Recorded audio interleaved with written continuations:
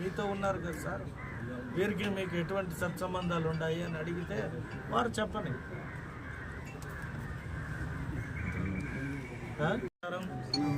అయితే ఈరోజు చిత్తూరు నియోజకవర్గంలో తెలుగుదేశం కార్యకర్తల గ్యాంగ్ రేప్ అంటూ అనవసరమైన వాట్సాప్ల్లో ట్రోల్స్ చేసుకుంటూ ఈ వ్యక్తి తెలుగుదేశం పార్టీకి చెందిన వాడు, తెలుగుదేశం పార్టీలో ఉండే వ్యక్తి అని చూపించారు.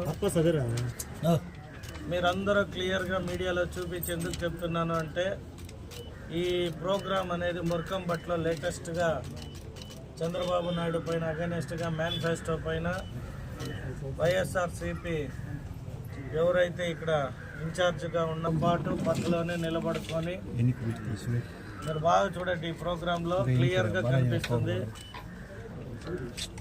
రీకాలింగ్ బాబు గారు మేనిఫెస్టో అని పెట్టి ఎంత చక్కగా వెనకే నిలబడుకో ఉంటాడు. ఈ వ్యక్తి తెలుగుదేశం పార్టీకి సంబంధం అని చెప్పి ప్రజల్ని మిస్కమ్యూనికేట్ చేస్తూ వారి దగ్గర ఉన్న కొన్ని సోషల్ మీడియాలలో కావచ్చు, లేదంటే వాట్సాప్ గ్రూపుల్లో కావచ్చు కమ్యూనికేట్ చేస్తారనేది ఇది ఒక్కటే.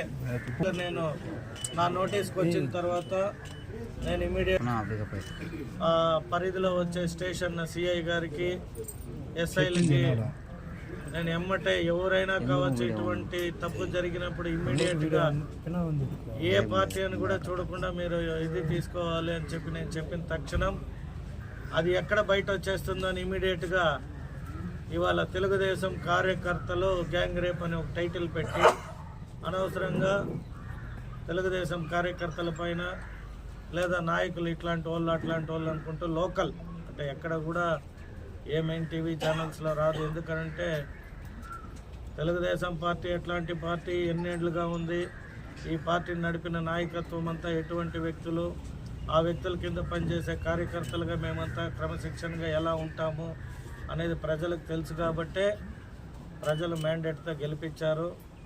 ముఖ్యంగా ఈ చిత్తూరు నియోజకవర్గ ప్రజలకు ప్రత్యేకంగా నేను చెప్పేది ఒకే మాట, చెరువులో పూడిక తీసి వాటర్ స్టోరేజ్ చేసి బోర్లు ఎక్కువ వేసి భూమికి భారంగా ఉండకూడదు. రెండోది, నీళ్లు లేని క్రమంలో ఒక బోర్ వేయాలంటే 4-5 లక్షలు, బోర్ వేసి వాటర్ వచ్చినాక పైప్ లైన్లు మోటార్లు బిగించడానికి ఒక 2-3 లక్షలు, అంటే మన ప్రజాధనాన్ని 8-10 లక్షల రూపాయలు వృధా అయిపోతూ ఉందనే ఒక భావంతో అన్ని చెరువుల్లో పూడిక తీస్తే నీళ్లు స్టోరేజ్ అయ్యి గ్రౌండ్ అంతా కూడా వాటర్ బాగా ఇంకి బోర్వెల్స్ రీఛార్జ్ అయితే ఉన్న బోర్వెల్సే 450 బోర్వెల్స్ ఉందని మున్సిపల్ కమిషనర్ గారు ఒక ఆ నివేదిక ఆధారంగా నేను చుట్టుపక్కల ఉన్న అన్ని చెరువులు కూడా ఎందుకు ఎండిపోతున్నాయనే రీజన్తో చెరువులు తవ్విస్తే వాటిపైన కూడా పోయి ఇక్కడెక్కడ వేయకుండా చెన్నై హైకోర్టులో ఇది మన ట్రిబ్యునల్ గ్రీన్ ట్రిబ్యునల్లో ఇదే వ్యక్తులు కేసులు ఇప్పిస్తారు. అంటే వారికి చిత్తూరు అభివృద్ధి చేయడం కానీ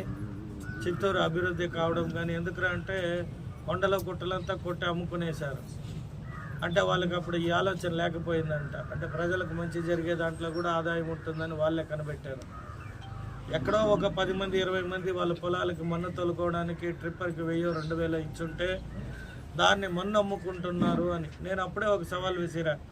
నిజంగా మీలో ఆ చిత్తశుద్ధి ఉంటే మీరే కూడా ఆ చెరువుని తవ్వించి మీ పేరు వేసుకోమని నేను ఇదే విధంగా ప్రెస్ మీట్ పెట్టి కూడా ప్రెస్ రిలీజ్ చేయడం జరిగింది. కావున ఒక చెరువే కాదు, ఒక రోడ్ వైడనింగే కాదు, హై రోడ్ వైడనింగ్ చేసేకపోతే అక్కడ కూడా ఎన్నో ఆటంకాలు, చాలామందిని రోడ్ వైడనింగ్ చేయనీయకుండా అడ్డుకోవడానికి ఇవి చేయడము. మరీ ముఖ్యంగా కట్టమంచి సాంబయ్యకండికి రోడ్ వేస్తూ ఉంటే అక్కడంతా మీరు ఏం అవసరమని అంత పెద్ద రోడ్ వేస్తారని ఇండైరెక్ట్గా కొందరిని రెచ్చగొట్టి ముందు మా ఇండ్లు ఉన్న కాడ రోడ్లు కావాలి అంటూ ఆ స్థానికుల్ని మా పైకి పంపించడము. అంటే కనెక్టింగ్ లింక్ రోడ్లు ఎప్పుడైతే ప్రాపర్గా వేసి ఉంటామో తర్వాత లోపల రోడ్స్ వేస్తామని చెప్పినా మంచి కార్యక్రమాలు జరిగే కాడ డిస్టర్బెన్స్ క్రియేట్ చేయడం, లేదా అంటే ఇంకెక్కడైనా ఇంకేదన్నా మంచి పని జరుగుతుంటే దాన్ని ఎలా అడ్డుకోవాలని 24 గంటలు మామూలుగానే తండ్రుల ఆస్తులు ఎప్పుడో డీకేటీలు లేదా అంటే వాళ్ళ ఆధీనంలో ఉన్న భూముల్లో వైఎస్ఆర్సీపీ వచ్చిన తర్వాత కక్షగట్టి బ్లాక్మెయిల్ చేసి మా పార్టీలోకి వస్తే మీకు ఆ ప్రాబ్లం పెట్టము అని చెప్పి ఇబ్బందులకు గురి చేసిన మా 11th డివిజన్ కార్పొరేటర్ జయలక్ష్మి వారి ఆస్తిని వారిపై మళ్ళీ ఏదో వారికి ఉన్న డాక్యుమెంటేషన్ కావచ్చు లేదా ఇంకోటి కావచ్చు, వాళ్ళు ఏదో క్లీన్ చేసుకుని మాటి చెట్లు టెంకాయ చెట్లను పెట్టకపోతే వాటిని కూడా ఎమ్మెల్యే గారు పేదలకు ఇచ్చిన భూముల్ని అని అంటే ఎమ్మెల్యేకి ఏం సంబంధమయ్యా? 1970లో నేను పుట్టనే లేదు. వారి తండ్రి 1978లో ఆ భూమికి అర్జీలు ఇచ్చుకొని ఆ భూమిని వారికి ఇచ్చినట్టు ఏవో కొన్ని ఆధారాల మూలంగా వారు మాది మా కుటుంబ ఆస్తి అని వారు పోతే వారికి నాకు సంబంధం అంటే ఎమ్మెల్యే గారు నిద్రపోతున్నాడు, ఎమ్మెల్యే గారు పేదల భూములు కాజేసినాడు అంటూ 24 గంటలు ఎంత చూపు ఎమ్మెల్యే ఎమ్మెల్యే ఎమ్మెల్యే లేదంటే అధికార పార్టీ రూలింగ్లో ఉంది కాబట్టి దానిపైన బూడిద చల్లేపారు. మొన్నంతా చూస్తే మా మేనిఫెస్టో పైన ఉన్నవారు అవే అడుగుతారు, అవే చేస్తారు. దాన్నే నేను చెప్పేది, ప్రజల పక్షాన నిలబడాల్సిన వారు ప్రజలనే మిస్గైడ్ చేస్తున్నారు అంటే ఇటువంటివే. ఇప్పుడు అతనితో పాటు ఉన్నాడు, దీనికేం ఆన్సర్ చెప్తాడు అతను? బొట్టు వేరే పెట్టుకొని కూడా ఇద్దరు ఒకే కలర్ బొట్లు పెట్టుకొని ఉంటారు కదా. ఇంకో వీడియో ఉంది, జీప్ లో ఫార్చునర్ లో చిత్తూరులో నించుకొని పోతా ఉన్నాడు. కాదు, కార్లకి బ్యారికేడ్లలో నిలబడే అలవాటు చిత్తూరులో ఎవరికి ఉంది నాకు తెలీదు. నేనైతే అవాయిడ్ చేశాను. బైకులు వెనక్కి వచ్చేది, ఎవరైనా కారు ఉన్నిందా కూడా రండి ప్రోగ్రామ్కి అంటాను. కార్లకు ఏలాడుతూ ఏదైనా జరిగింది వారి కుటుంబ సభ్యులు ఏమవుతారని ఒకే రీజన్కి చూడండి. ఇదేమి కాదు, ఇక్కడ ఈ ఓపెనింగ్ వచ్చి మాంగళ్య షోరూమ్ ఓపెనింగ్ రోజు నుండి అతనితో కూడా ఉన్న వ్యక్తులు, వారి పార్టీలో ఉన్న వ్యక్తులు అంటే ఈరోజు మీకు సంబంధం లేకుండా పొడుస్తుందా? ఈ వీడియో నేను తీసిందా? కారులో కూర్చొని ఎవరు స్మైల్ ఇస్తూ ఉండేది? ఆ కారుకి ఎలాడుతూ ఉన్న వ్యక్తి ఎవరు? ఈ వీడియోలు మీరు నెట్లో కొడితే మీకే వస్తుంది. మీ మరి ఈ వీడియోలో ఉన్న వ్యక్తులు ఎవరు చూడండి. అనవసరంగా పొద్దున లేస్తే MLA MLA MLA. Sorry to interrupt, ఈయన జనరల్ సెక్రటరీ కూడా వైసీపీ పార్టీలో ఉన్నప్పుడు 3 వార్డులకి ఏదో మా పార్టీలో ఎక్కడ కూడా మెంబర్షిప్ లే. గుంపులో గోవిందా అని వచ్చాడు, ఎవరో కండు వేయంటే మేము పక్కన వ్యక్తులు చెప్తే కండు వేసి ఉంటాము అనుకోండి. ఆ ఫోటోలు పెట్టేసి తెలుగుదేశం కార్యకర్తలు తెలుగుదేశం నాయకులను మాట్లాడేది ఎంతవరకు? ఇప్పుడు అమ్మాయి కుటుంబం ఎస్పీ గారిని డిఎస్పీ గారిని కలిసి ఖచ్చితంగా ప్రభుత్వంలో మేము ఏమేమి తీసుకోవాలో యాక్షన్తో పాటు వారి కుటుంబానికి న్యాయం కూడా చేస్తాం. చూడండి, మా పార్టీ ఎప్పుడైతే కొత్త కమిటీలు వేసిందో వారికి నేను ఆ రోజే బాధ్యత అప్పచెప్పిన. మనకి తెలిసి తెలియకుండా ఎవరైనా పార్టీలో చేరున్నా వారు మనకి మంచి పేరు తగ్గకపోతే సస్పెండ్ చేసే బాధ్యత మా టౌన్ పార్టీ ప్రెసిడెంట్ నరేష్కి అప్పచెప్పడం జరిగింది. ముందు అంటే ఇతనికి మెంబర్షిప్ కూడా లేదు ఒరిజినల్గా. ఇటువంటి వారు మనకు వద్దు అని అంటే వేరే సందర్భంగా కూడా ఇతని పైన మంచి రిపోర్ట్ లేదు కాబట్టి. సో ఇవన్నీ మీరు తీసుకొని మీరే వారిని అడగండి పోయి, సార్ మీ కారుకి ఎలాడుతూ ఉండేది ఏఐయా లేదా ఇది ఒరిజినల్లా అంటే రేపు చెప్పచ్చు ఏఐ వీడియోలు కూడా అని చెప్పి. ఇది ఏఐ వీడియోనా ఒరిజినల్ వీడియోనా మాంగళ్య స్టోర్ అని అడిగినా ఇస్తాడు. ఆ రోజు వీడియో తీశారు దాని సందర్భంగా. అంటే మాంగళ్య స్టోర్ ఎప్పుడు ఓపెన్ అయింది, ఎప్పటి నుండి వారికి సత్సంబంధాలు, వారి పార్టీలో ఏం మెంబర్షిప్ కార్డు ఏముంది అనేది మీరు నిలదీసి అడగండి. ఎందుకంటే ఇప్పుడు మా జయరాజ్ అడిగినట్టు న్యాయం అడగాలి. తీస్తూ ఉంటాం కాబట్టి ఎవరు వస్తారు ఎవరు పోతారు.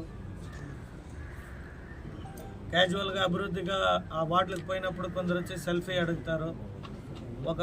ఒక వ్యక్తి స్వతంత్రం, ఒక వ్యక్తితో అంటే ఒక చిత్తూరు నియోజకవర్గ ఎమ్మెల్యేని సెల్ఫీ అడిగినప్పుడు ఇవ్వకుండా అవాయిడ్ చేసుకోవడం నాకు ఇష్టం లేక వారు అడిగినప్పుడు సెల్ఫీలు కూడా ఇస్తాం. అంటే ఆ సెల్ఫీలో ఎవరెవరు ఉంటారో అనేది మనం ఏ పార్టీ ఎవరు నువ్వు ఏమి అని వారి చరిత్ర గోత్రాలు అడిగి తెలుసుకొని మనం సెల్ఫీ ఇవ్వం కదా.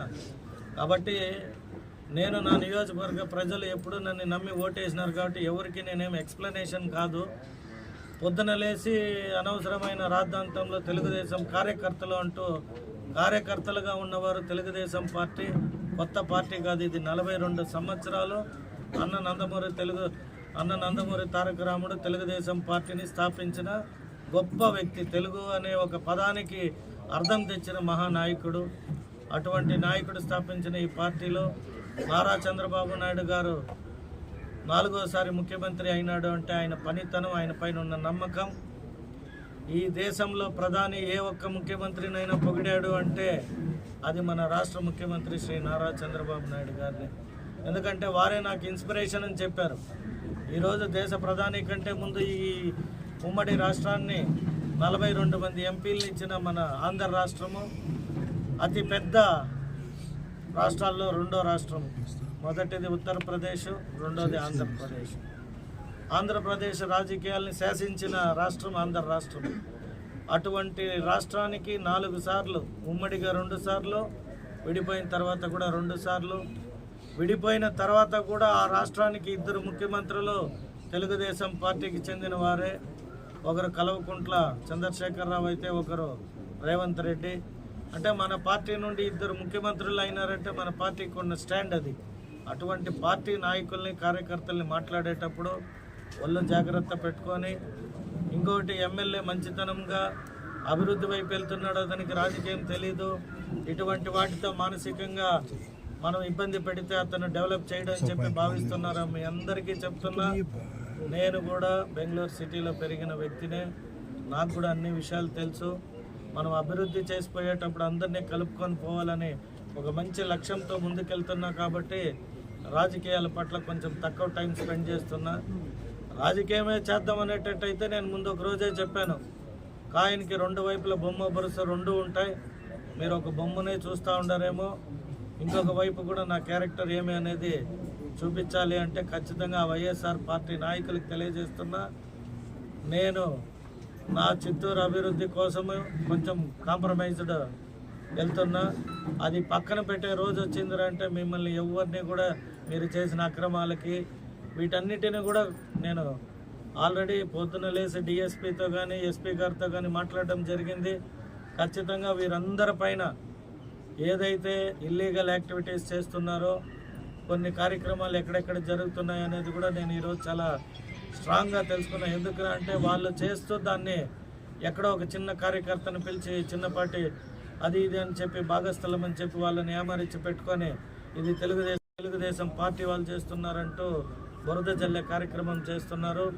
ఖచ్చితంగా ఈరోజు ఈ సందర్భం అని కాదు, నేను చిత్తూరులో ఎటువంటి యాంటీ ఎలిమెంట్స్ని ఎంకరేజ్ చేయడానికి 1% కూడా ఇష్టపడని వ్యక్తిగా పోలీసులకు ఇదే సందర్భంగా నేను చెప్తున్నాను, ఎక్కడ ఏది జరిగినా కూడా స్పేర్ చేయొద్దండి. ఎటువంటి వాటిని జరగనీయకుండా, అంటే జరిగిపోయినాక మనం యోచించే కంటే కూడా జరగనీయకుండా చూసుకునే వాటికి ఏమేమి చర్యలు కావాలో తీసుకోమని పోలీస్ శాఖ వారికి, మరీ ముఖ్యంగా ఇవాళ జరిగిన ఆ ఇన్సిడెంట్ పైన ఫారెస్ట్ అధికారులు కావచ్చు, అక్కడ కెమెరాస్లో మానిటరింగ్ చేయమని. ఎందుకంటే మంచి కార్యక్రమంగా 2 జాగాల్లో ఫారెస్ట్ వారు వాకింగ్ ట్రాక్స్ కానీ ఇవన్నీ కూడా పెట్టారు. వాటిలో ఏదో జరిగింది అని అంటే ఇంకా క్లారిటీ రాలేదు కాబట్టి ఖచ్చితంగా పోలీసులు ఇచ్చిన క్లారిటీ తీసుకున్న తర్వాత ఈ 2 స్పాట్లు కూడా విజిట్ చేసి ఇంకా కఠినమైన చర్యలు తీసుకోవడానికి అక్కడ ఏమేం కావాలి బందోబస్తు అనే దానిపైన ఎస్పీ గారితో కూడా చర్చించి నిర్ణయం తీసుకుంటాం. ఆఖరిగా నేను చెప్పదలుచుకునింది, చిత్తూరు నియోజకవర్గ ప్రజలకి ఇటువంటి వ్యక్తులని, ఎటువంటి సోషల్ మీడియాలో అనవసరమైన పోస్టింగ్లకి టైం వృధా చేసుకోకుండా నిజాలు తెలుసుకొని స్పందిస్తే బాగుంటుందని వైఎస్ఆర్ పార్టీ నాయకులకు కూడా తెలియజేసుకుంటూ, అంటే బురద చల్లే ముందు వారు ఇది చూసుకోకుండా బురద చల్లితే తిరిగి ఆ బురద వాళ్ళపైన పడుతుందని ఇది ఒక్కటే నిదర్శనం. అందుకని మీడియా వారికి కూడా క్లుప్తంగా చెప్పిన, ఇంకొక రోజు వీటన్నిటిపైన ఏం జరిగింది ఏమనేది తెలుసుకున్నాక ఇంకొక ప్రెస్ మీట్ కూడా పెట్టడం జరుగుతుంది. జరిగి ఉంటే కఠినమైన శిక్షలు, కఠినమైన యాక్షన్ తీసుకుంటే మాత్రమే ఫర్దర్ ఇంకొకటి భయం భక్తి ఉంటుంది. మరీ ముఖ్యంగా మీరు చెప్పినట్టు డిఎస్పీ గారు మీటింగ్ పెట్టింది 4 o'clock ఉండొచ్చు. నేను వారితో 12 o'clock మార్నింగ్ 10:30కి మాట్లాడినా. మరొక్కసారి వారి దగ్గర క్లారిటీ తీసుకున్నాక ఖచ్చితంగా వీటిపైన ఏ యాక్షన్ తీసుకున్నా మేము ఎవరు కూడా పొలిటికల్గా ఎప్పుడు కూడా తప్పు చేసిన వాడికి 1% అది అంటే తెలుగుదేశం పార్టీ కార్యకర్తలు అన్నారన్నకి ఈ మాట అంటున్నారు. మా పార్టీ కార్యకర్తలు కాదు వాళ్ళు. మీరు వారి డేటా మీరు మీడియా మొత్తం కూడా స్వీకరించండి. ఆ రోజేదో వినాయక చవితికో లేదా ఏదో కార్యక్రమానికి వాళ్ళకి పర్మిషన్ కావాలి, అక్కడ స్థానిక నాయకుడిని పిలుచుకొని కూడా వచ్చారు, వెళ్ళిపోయారు. మేము ఎప్పుడో సస్పెండ్ కూడా మేము టౌన్ పార్టీ ప్రెసిడెంట్ అనౌన్స్ చేసిన తప్ప వాళ్ళు స్క్రూటినీ స్క్రీనింగ్ వారికి ఎక్కడ కూడా తెలుగుదేశం పార్టీ సభ్యత్వం కూడా లేదు. అందుకే క్లారిటీ ఇచ్చిన, ఎమ్మెల్యే అక్కడ పోయినప్పుడు లేదా ఎమ్మెల్యే దగ్గరికి వచ్చినప్పుడు కండువ వేసుకునేదో ఫోటోలు దిగేదో ఈ తప్పులు చేసే వాళ్ళకి అంటే బాగా ప్రజా గ్లామర్ ఉన్న నాయకులతో ఫోటోలు దిగే అలవాటు ఉంటుంది. మేము ప్రజలు కార్యకర్తలు అడిగిన విధంగానే వాటిని కూడా ఊహించి ఇస్తాం. ఆ ఇచ్చిన వాటిని పెట్టుకొని ఎమ్మెల్యేకి సంబంధమో లేదా ఎమ్మెల్యే పార్టీకి సంబంధించిన వాళ్ళని చెప్పడం ఎంతవరకు అనేది నేను క్వశ్చన్ చేయడము. రెండోది, మీరు అడిగినట్టు బాలిక పైన జరిగింది అని ప్రాథమిక రిపోర్ట్ వచ్చుంటే ఖచ్చితంగా మా హోమ్ మినిస్టర్ దృష్టికి తీసుకెళ్ళి వీటిపైన సివియర్ యాక్షన్ తీసుకుంటే కానీ ఇంకొకసారి ఇటువంటివి రివైల్ కావు అనే దానికి నేను కూడా మొదటి వ్యక్తిగా ఉంటాను. 2 ఎకరాల భూమికి ఏదన్నా పోగొట్టుకున్నాము అంటే ప్రతిపక్ష పార్టీగా ఉన్నటువంటి వాళ్ళు మాకు ఒత్తాసగా నిలవాల్సింది పోయి మమ్మల్ని 25 లక్షలు డిమాండ్ చేశారని మీడియా ముందుకు కూడా రావడం జరుగుతుంది. గతం లెనిన్ నగర్ అంటే నా దృష్టికి వచ్చింది, నేను అది కలెక్టర్ దృష్టిలో పెట్టున్నామంటే కొన్ని అన్నీ కూడా ఎమ్మెల్యే అనే వ్యక్తి చేయలేడు. ఇక్కడ ప్రతిపక్షంగా ఉన్నటువంటి పార్టీ వాళ్ళనే బ్లాక్మెయిల్ చేస్తుంది అనే వాదన బాధితుల పక్షాన్ని నిలబడకుండా వాళ్ళ దగ్గర డబ్బులు డిమాండ్ చేశారని చెప్పండి. ఆపోజిట్ పార్టీ సింపుల్ గా చూడాలి, నేను అంటానని కాదు, కానీ నేను నామినేషన్ ఫైల్ చేసిన, వీరు నామినేషన్ ఫైల్ చేసినారు. నామినేషన్లో కేసులు ఎవరు ఉన్నాయి? నేను పెట్టిన కేసులు కాదు. నేనేమి సీనియర్ మోస్ట్ 40 ఏళ్ళ రాజకీయాల్లో ఉన్న వ్యక్తిని కాదు. తప్పు చేస్తేనే కదా ఇతను జైలుకి పోయి వచ్చింది. జైలుకి ఎందుకు పోతారు? రాజకీయపరమైన కక్షలతో జైలుకు పంపించినవి కాదు నేను మాట్లాడేది. అతనంతటా అతనే శాండిల్ కేసు, శాండిల్ ట్రాన్స్పోర్ట్ అనే కదా పెట్టాడు. తర్వాత లిక్కర్ కేసులో జైలుకి పోయాను అన్నాడు. అంటే ఇవన్నీ వ్యాపారాలు చేసే వ్యక్తే కదా. ఇప్పుడు ఏ ఒక గురజాల జగన్మోహన్ తెలుగుదేశం పార్టీ ఎమ్మెల్యే ఆరోపణలు కాదు కదా ఇవి నిజాలు కదా. వారే కదా డిక్లేర్ చేసుకున్నారు అఫిడవిట్లో. రోడ్ వేస్తే ఒకరోజు హై రోడ్డు డెవలప్ చేస్తూ ఉంటే ఒకరోజు ఓల్డ్ బస్ స్టాండ్ని మేము డెవలప్ చేసి డిపిఆర్ కూడా ఇంచుమించు రాబోతుంది. అలాగే ముఖ్యంగా యూనివర్సిటీని అడిగినారు అప్పుడు ఎలక్షన్ సమయంలో యువత.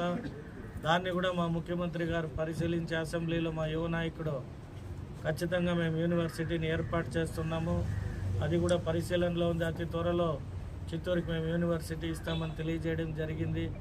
అందువల్ల ప్రజల్లో మంచి స్పందన, ఒక మంచి ఆలోచన, మంచి ఎమ్మెల్యే మాకున్నాడు అని చెప్పి మా కార్యకర్తలు నాయకులంతా పెద్ద ఎత్తున సంబరాలు చేసుకుంటూ మేము ప్రజల్లోకి వెళ్తూ ఉంటే వీటిని ఓర్చలేక కొందరిని వారు పంపుతూ సెల్ఫీలు తీసుకురామంటము. మళ్ళీ వారు ఎక్కడైనా ఏదైనా పని చేస్తే దానికి ఇక్కడ ఒక వైన్ షాప్ ఉంది, ఆర్టీసీ కొత్త బస్ స్టాండ్ పోయే రోడ్లో. ఎక్కడో అతనికి ఏదో హెల్త్ ఇష్యూ అయ్యి చనిపోతే పొద్దునే ఆ వైన్ షాపు, ఎమ్మెల్యే వైన్ షాప్లో ఉగాది పండుగ రోజు విషాదకరం అంటూ వాట్సాప్ గ్రూపుల్లో స్ప్రెడ్ చేయడం. అసలు ఎమ్మెల్యేకి ఎక్కడ ఉందిరా వైన్ షాప్ అని నేను హడావిడి పడ్డాను. నేను దేవస్థానంకి పోయి దేవుడి దగ్గర చిత్తూరు ప్రజలు బాగుండాలి. ఆ రోజు వినాయక చవితి మా ఆనం వివేకానంద గారు వచ్చుంటే, ఆనం రామనారాయణ రెడ్డి గారు వచ్చుంటే, మా దేవాదాయ శాఖ మంత్రివర్యులు, వారితో పాటు కాణిపాక వరసిద్ధ వినాయకుడిని దర్శనం చేసుకొని అక్కడ ఉంటే బయట వచ్చి కారు ఎక్కగానే కారులో చూస్తే వాట్సాప్లో ఇవి ఒక ట్రోలింగ్. ఎమ్మెల్యే గారిది వైన్ షాపు, ఎమ్మెల్యే గారు. నాకెక్కడ కూడా వైన్ షాపులు లేవు. నేను ఇంకొకటి పదే మీ అందరూ మీడియా ముఖంగా చిత్తూరు నియోజకవర్గ ప్రజలకు చెప్పదలుచుకునేది ఒక్కటే, అంటే ఒక ఎమ్మెల్యే అనేవాడు 2,50,000 మంది ఉంటారు ఈ చిత్తూరు నియోజకవర్గంలో, చుట్టుపక్కల ప్రాంతాల నుండి కూడా. ఎక్కడ ఏ సందులో ఏమి జరిగినా, ఎక్కడో ఏదో జరిగితే కూడా దాన్ని ఎమ్మెల్యేకి ఆపాదించడం, లేదంటే ఎమ్మెల్యేకి సత్సంబంధాలు ఉన్నాయి అంటాము, లేదా మేము ఎక్కడైనా వ్యాపారం చేసుకొని ఏదైనా చేస్తుంటే ఆ వ్యాపారాన్ని కూడా రాజకీయ పరంగా ఊడితే చల్లడం. అంటే పర్వాలేదు, మాకు ఇవేవి లెక్కలో లెక్క. ఎందుకంటే ప్రజలు మమ్మల్ని ఆశీర్వదించి 94% మ్యాండేట్ కూటమి ప్రభుత్వానికి ఇచ్చింది. మా ముఖ్యమంత్రి మరియు అలాగే పవన్ కళ్యాణ్ గారు, మా యువ నాయకుడు నారా లోకేష్ గారు, బీజేపీ అధ్యక్షులు ఇప్పుడు మాధవ్ గారు అందరూ కలిసి పెద్ద ఎత్తున మొన్న డిఎస్ఏ ఎక్కడ చరిత్రలో మీరు చూసుంటారు, ప్రతి ఒక్కరిని పిలిచి ఆహ్వానించి అసెంబ్లీ సాక్షిగా అసెంబ్లీ ఎదుట సచివాలయం దగ్గర పెద్ద ఎత్తున ఒక మీటింగ్ పెట్టి అందరికీ చంద్రబాబు నాయుడు గారు, కూటమి ప్రభుత్వం డిఎస్ఏని ఎంత గ్రాండ్గా సెలబ్రేట్ చేసి ఉద్యోగాలు కల్పించడంలో ఎంత నిజాయితీ అనేది మా ప్రభుత్వం, మా పార్టీ నాయకులు చేశారు. అంటే ఇవన్నీ కూడా చూస్తుంటే ఆపోజిషన్ పార్టీ వారికి కడుపు పంట ఎక్కువైపోయింది. అంటే ఎక్కడో ఏమో అంటే ఇప్పుడు మేము అడుగుతున్నాం, దీనికి ఆన్సర్ ఏం చెప్తావు అని అడుగుతున్నాం. పొద్దున లేచి తెలుగుదేశం కార్యకర్తలు, తెలుగుదేశం నాయకులు అన్నట్టుగా ఏది పడితే దాంట్లో చెప్పారు. ఇప్పుడు మేమేం చెప్పాలి? ఎలక్షన్ సమయం అఫిడవిట్లో నా అఫిడవిట్ కానీ ఈ ఫోటోలో కనిపించే వ్యక్తి పేరు చెప్పడం కూడా నాకు ఇష్టం లేదు. ఎందుకంటే పొద్దున లేచి అభివృద్ధిని ఓర్చలేని వ్యక్తులు, చిత్తూరు పట్ల చిత్తశుద్ధి లేని వ్యక్తులు. ఎందుకంటే వారు ఇక్కడ వారు కాదు, వారు చిత్తూరులో జన్మించలేదు, చిత్తూరు పట్టణ వాసి కాదు. వారు పక్క నియోజకవర్గంలో వారి ఊరు ఏమి అనేది అందరికీ తెలుసు. ఇక్కడ పార్టీలో వచ్చి ఎమ్మెల్యే అయిపోవాలి, అతనంతటా అతనే రాజమండ్రి జైల్లో ఉన్నానని చెప్పాడు. మరి జైల్లో ఎందుకున్నాడు అతనే ప్రజలకు చెప్పుకోవాలి, మీడియాకు కూడా చెప్పాలి. అతనంతటా అతనే కేసులు కూడా డిక్లేర్ చేసుకున్నాడు, నా పైన ఇన్ని కేసులు ఉన్నాయి అన్నట్టుగా. దాంట్లో ఒక లిక్కర్ కేసు కూడా అతను లిక్కర్తో సంబంధం లేకపోతే లిక్కర్ కేసులు ఎందుకు పెడతారు? ఆ కేసులు పెట్టినప్పుడు నేనేం ఎమ్మెల్యే కాదు చిత్తూరుకి, అందులో ఆ టైంలో నేను చిత్తూరులో కూడా ఉన్న వ్యక్తిని కాదు. ఆ వ్యక్తికి ఏవైతే కేసులు ఉన్నాయో ఆ కేసులన్నీ కూడా ఏ ఒక్క తెలుగుదేశం పార్టీ నాయకుడికి కానీ మాకు కానీ సంబంధం లేదు. కాంగ్రెస్ పార్టీ అధికారంలో ఉన్నప్పుడు, కాంగ్రెస్ ప్రభుత్వం అధికారంలో ఉన్నప్పుడే అతని పైన కేసులు పెట్టారు. ఆ సమయంలోనే అతను జైలుకు కూడా పోయి వచ్చింది. అంటే ఇవన్నీ ఎందుకు చెప్తానంటే ఎక్కడ కూడా వ్యక్తిగతమైన దూషణలకు కానీ వ్యక్తిగతమైన దీనికి పోయే వ్యక్తిని కాదు నేను. మరీ ముఖ్యంగా మొన్న ఏదో ఒక ఛానల్లో చూశాను, ఎక్కడో శ్రీలంకలో పోయి కలుసుకున్నారు అని. నేను ఏ వ్యక్తిని ఎక్కడో పోయి కలవాల్సిన అవసరమూ లేదు, నేను అటువంటి వ్యక్తులతో సావాసం చేసే వ్యక్తిని కూడా కాదు. నా జీవితంలో మీరు ఎక్కడ ఇండియాలో ఏ స్టేషన్లో అయినా కూడా, భారతదేశంలో కాదు విదేశాల్లో కూడా చెప్తున్నా, నా పైన ఒక ఎఫ్ఐఆర్ ఈ రోజుకి లేదు. నేను చాలా క్రమశిక్షణ కలిగిన వ్యాపార వ్యక్తిగా, చిన్న స్థాయి నుండి పైకి వచ్చిన వ్యక్తిగా, నేను 2004-05 నుండి ఇన్కమ్ ట్యాక్స్ పేయర్. నేను సంపాదించిన ప్రతి రూపాయి కూడా ఇన్కమ్ ట్యాక్స్లో పొందుపరుచుంటాను. నేను కష్టపడి వ్యాపారం చేసింది భూ వ్యాపారము, కన్స్ట్రక్షన్ వ్యాపారము, ఎడ్యుకేషన్ ఇన్స్టిట్యూషన్స్, నలుగురికి చదువు చెప్పే ఒక సంస్థల ద్వారా లేదా నలుగురికి ఇండ్లు కట్టించిన వ్యాపారం ద్వారా సంపాదించానని ఇన్కమ్ ట్యాక్స్ డిక్లేర్ చేశాను తప్పితే ఎక్కడ కూడా నేను చేసిన వ్యాపారాలని డిస్క్లోజ్ చేయకుండా లేదు. వైఎస్ఆర్సీపీలో నిలబడి ఓడిపోయిన వ్యక్తి చంద్రబాబు నాయుడు గారు ఇచ్చిన మాట నిలబెట్టుకోలేదు. చంద్రబాబు నాయుడు గారు ఏం చెప్పారో ఆ మాట ఎందుకు నిలుపుకోలేదని నేను అడుగుతున్న సూటిగా వారిని. మేము ఏదైతే హామీ ఇచ్చినాం ఎలక్షన్ సమయంలో, పెన్షన్ 1000 రూపాయలు పెంచుతామన్నాం. ఫస్ట్ నెలనే 1000తో పాటు 3 నెలలు పెండింగ్ ఉన్న 3000 కూడా, అంటే టోటల్ 7000 రూపాయలు ప్రతి ఇంటికి తీసుకుపోయి చేర్చే దీంట్లో తెలుగుదేశం పార్టీ ఘన విజయం సాధించింది. అలాగే ఇంకా ఒక రోజు ముందు ఇవ్వడం, ఎప్పుడైనా ఆదివారం కావడం, సెలవు ఉంటే ఒకరోజు ముందే ఇవ్వడం. అలాగే వాలంటీర్లు రెచ్చగొట్టడం, వాలంటరీ సిస్టమ్ లేకపోతే మీకు ఇంటికి పెన్షన్ రాదని. ఈరోజు పెన్షన్లు మేము వాలంటీర్లు లేదు, చాలా అద్భుతంగా సమయానికి వాలంటీర్లకు తీసుకుపోయి డబ్బులు ఇవ్వడంలో తెలుగుదేశం పార్టీ ముందంజలో ఉంది, ఘన విజయం సాధించడం. అలాగే మహిళలకి బస్సు ఫ్రీ అన్నాం. ఇదే వ్యక్తి నేను దసరా సందర్భంలో ఆగస్టు 15న కొన్ని బోర్డింగ్స్ వేసి ఉంటుంది, మహిళలకి ఫ్రీ ఉచిత బస్సు అని. ఆయన ఇలాగే ఒక ప్రెస్ మీట్ పెట్టి, అయ్యా జగన్ గారు ఎక్కడ ఇస్తున్నారు మీరు బస్సు ఫ్రీ అన్నారు. మా ముఖ్యమంత్రి గారు అదే ఆగస్టు 15న మహిళలకి ఫ్రీ బస్సుని ఇవ్వడం జరిగింది. మరీ ముఖ్యంగా తల్లికి వందనం, ఎందరు ఉంటే అందరికి ఇస్తామని మా ముఖ్యమంత్రి గారు ఆ రోజు మాట ఇవ్వడం జరిగింది. ఇచ్చిన మాట ప్రకారం మా యువ నాయకుడు నారా లోకేష్ గారు, మరి చిత్తూరులో అయితే ఒకే కుటుంబంలో 9 మంది, వారిని నేను కలిశాను. మాకు 1,12,000 రూపాయలు వచ్చిందని ఎంతో ఆనందంగా తెలియజేశారు. అలాగే 7 మందికి వచ్చిందని ఒక కుటుంబ సభ్యులు కుటుంబం చాలా ఆనందం వ్యక్తం చేసింది.